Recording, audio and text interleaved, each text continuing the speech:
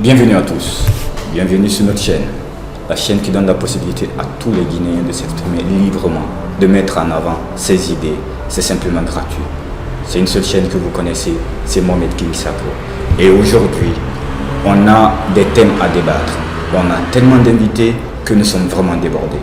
Alors continuez à nous suivre, on va vous dévoiler nos invités et ils vont essayer de vous expliquer, de développer ce qu'ils ont dans la tête. Ce qui ne va pas dans la société en quelque sorte, ce qu'ils ont pour vous, ce qu'ils veulent mettre en avant.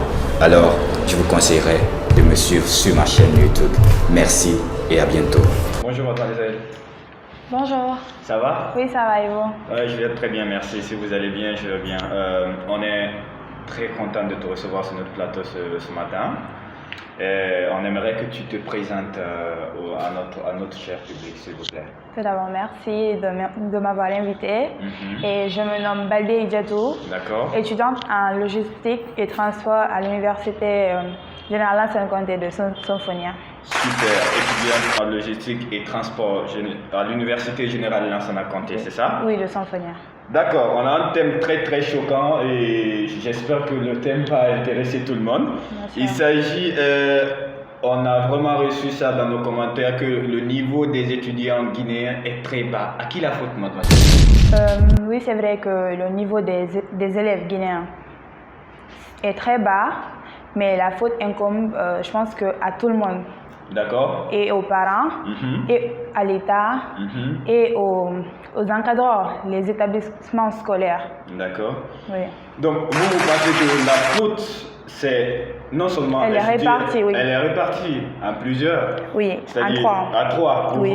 Il y a l'État, oui. Il y a les parents, il y a les étudiants, c'est ça? C'est au niveau des étudiants aussi, oui. Ils sont fautifs, c'est ça? Eux aussi. Eux aussi. Parlez-nous un peu de ça. Essayons de détailler cas par cas. Au niveau des encadreurs. Je voudrais commencer par les parents déjà parce que c'est la base. D'accord. Ils sont avec les enfants. D'accord. En Guinée, plus précisément, la moitié des parents, ils sont analphabètes. D'accord. Ils envoient leurs enfants à l'école. D'accord. Juste pour avoir du temps pour eux à la maison. La plupart, en fait, c'est ce qu'ils pensent. J'envoie mon enfant à l'école pour que j'ai le temps parce qu'il est genre chaud à la maison et tout. Il me fait des problèmes. Il n'a qu'à aller là-bas, au moins, il fait quelque chose. Vous voyez? Quand l'enfant rentre à la maison, les parents ne s'inquiètent pas. Comment tu as passé ta journée? Qu'est-ce que tu as fait à l'école aujourd'hui? Tu as des exos, c'est déjà la base. C'est là que commence le problème parce que les enfants grandissent sans avoir un niveau. Parce que à la maison, ils ne sont pas encadrés. D'accord. Oui. Donc vous pensez que d'abord, le premier problème, c'est au niveau des parents. Oui, les parents. C'est les parents qui n'arrivent pas d'abord à cerner, à contrôler les enfants, c'est ça? Oui. Donc ça, déjà. Pour vous, les parents d'abord doivent s'y mettre quand un enfant quitte à l'école et venir vérifier qu'est-ce qu'il a fait, lui poser des questions, si vraiment il a bien étudié, c'est ça? Bien sûr. Ok, mais et si moi je disais que la faute c'est aux encadreurs?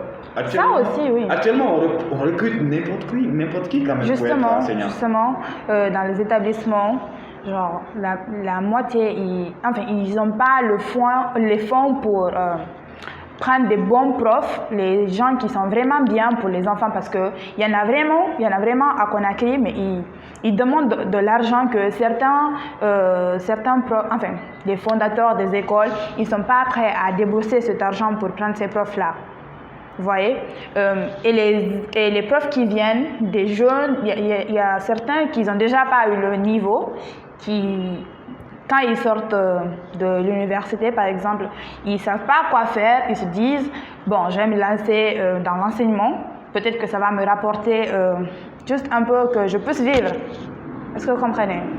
Si je comprends un peu, vous dites que les étudiants qui terminent Des étudiants diplômés, bien sûr Oui, qui viennent de terminer et qui n'ont rien à faire pour l'instant. Avant de trouver un job, ils se disent, bon, pourquoi pas enseigner en attendant que les choses ne bougent, n'est-ce pas? Oui, bien Et sûr. selon vous, ces étudiants-là, d'abord, n'ont pas d'abord de niveau, n'ont pas la maîtrise de ce qu'ils ont fait. Déjà. Et ils essaient alors de former, de se lancer dans l'enseignement pour pouvoir trouver quelque chose en attendant de trouver un job. Oui. Et c'est d'abord, non seulement ils ne sont pas diplômés de lycée, je le dis, parce que pour être un enseignant, il faut être diplômé de lycée.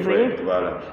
Et ils n'ont pas ce diplôme-là, mais vu peut-être leur connaissance à travers un fondateur qui a déjà une école. Ou bien des profs qui sont là, qui assistent.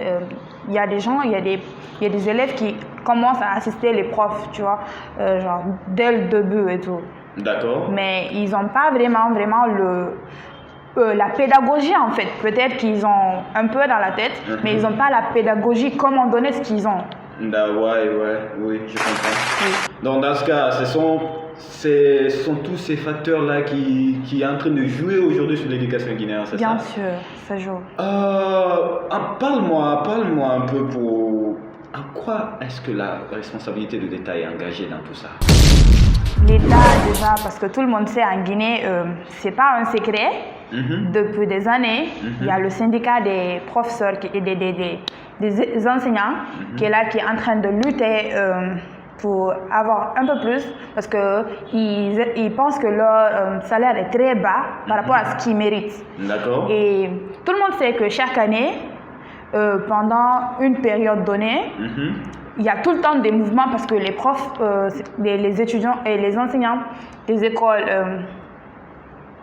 publiques, ils chôment, ils ne viennent pas parce qu'ils sont en grève. D'accord. Et les élèves aussi des écoles publiques viennent dans les écoles privées pour empêcher ceux-là d'étudier. Et donc, il y a ce mouvement-là presque toute l'année. C'est à la fin de l'année que tout le temps on règle, juste pour les vacances, parce qu'après, dès qu'on recommence les cours, c'est la même chose, le même truc. Tu vois, les profs recommencent leur grève et tout, et les élèves commencent aussi la même chose. Et donc, pendant toute l'année scolaire, déjà le peu qu'on donnait, on ne donne plus. D'accord. Et je pense que c'est la faute à l'État, parce que s'ils avaient pu gérer le syndicat et tout, donc ça n'aurait pas été de leur faute. Et le budget, c'est le budget en fait qui donne aux écoles qui est très peu. Donc, vous pensez que non seulement là où la responsabilité de l'État est engagée, c'est parce que l'État n'arrive pas à très bien subventionner ces professeurs-là, c'est ça? Bien sûr.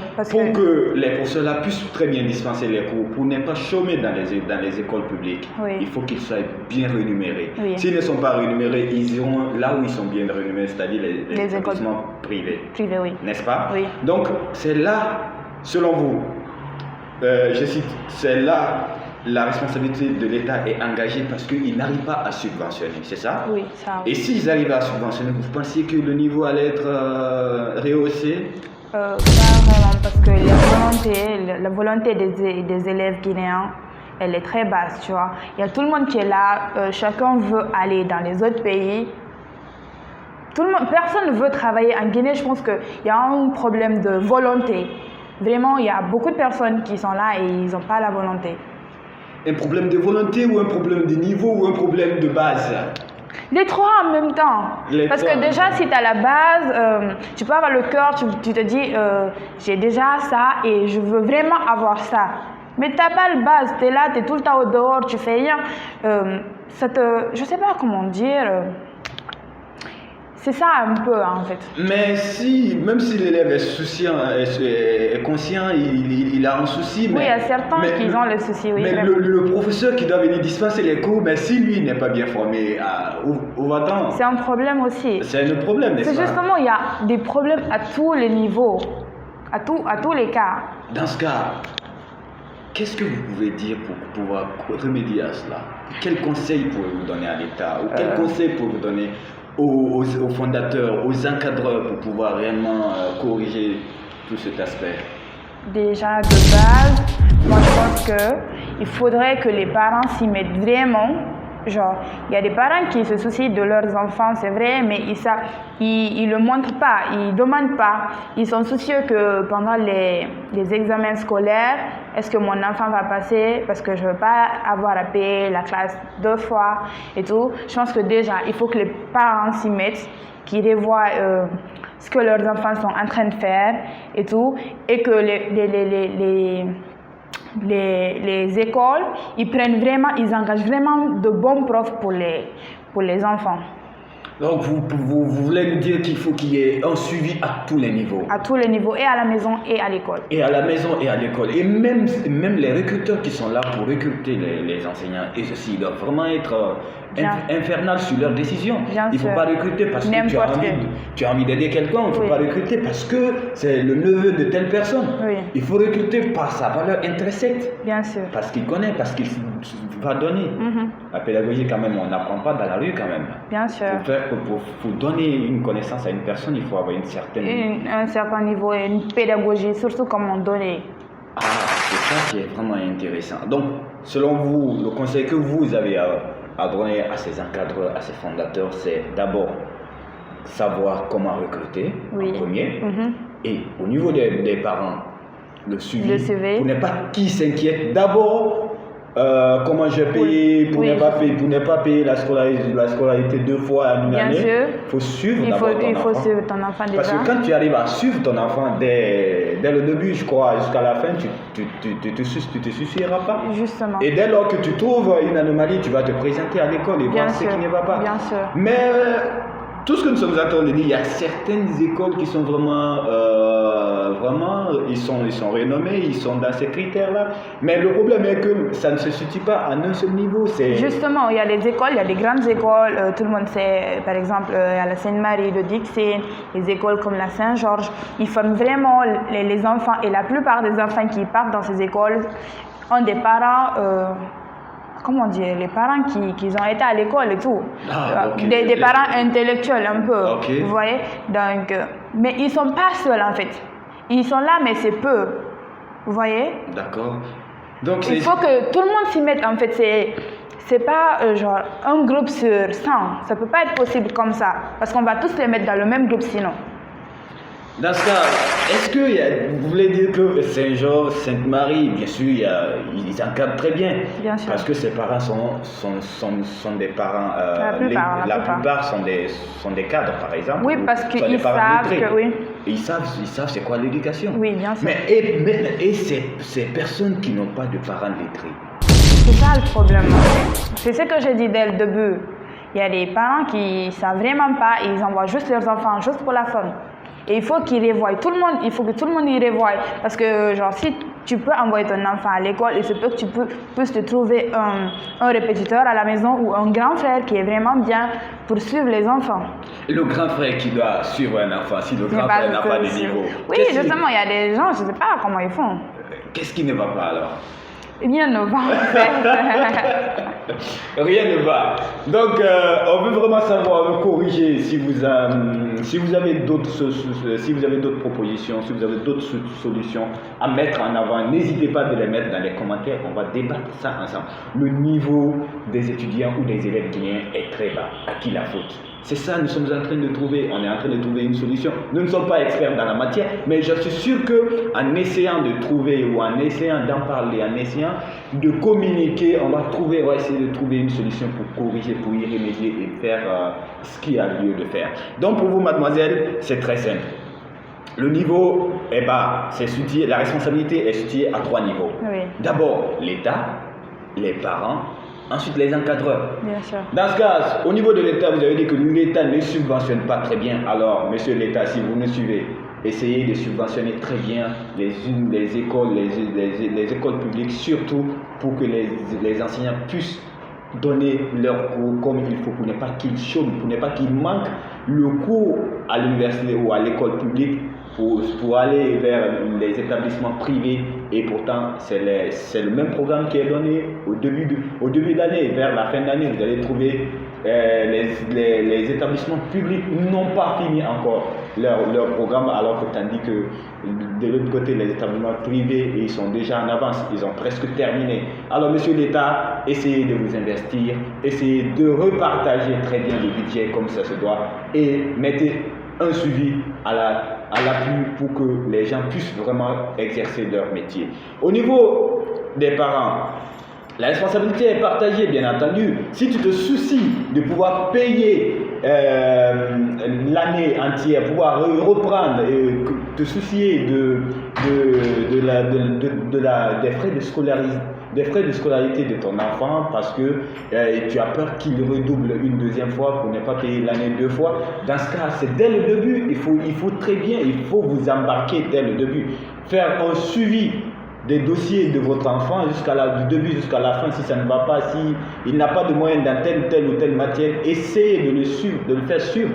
Engagez un répétiteur à la maison pour corriger, pour ne pas que vous ayez à payer l'année doublement.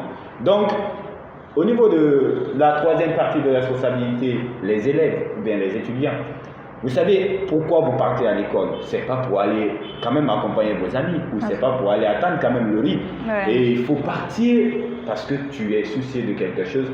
Tu as un rêve, tu veux réaliser quelque chose. Alors pour réaliser cette chose-là, il va falloir apprendre ce qu'on te donne. Il va falloir bosser très dur pour vraiment être à la hauteur de tes ambitions. Donc mademoiselle, on a vraiment été enchanté de vous recevoir sur notre plateau. Si vous avez un mot de remerciement ou si vous avez un message de faire passer au public, aux parents ou à monsieur l'État, eh bien, le public vous écoute. Je pense que vous avez pris les mots de ma bouche. En fait, c'est vraiment ce que j'ai dit et c'est vraiment ce que je pense, c'est ce que j'allais dire aussi. Donc, vraiment, il faut que tout le monde fasse un effort pour que le pays parte de l'avant parce que vraiment, il faut l'éducation avant que... Il faut vraiment une base dans l'école, enfin, sur ce que tu fais pour que le pays puisse aller de l'avant parce que je pense que, je ne vais pas trop m'éterniser dessus. Je vous remercie quand même de m'avoir invité alors. Merci beaucoup mademoiselle et on l'espère que vous allez passer la semaine prochaine. Merci beaucoup. Allez, bonne soirée.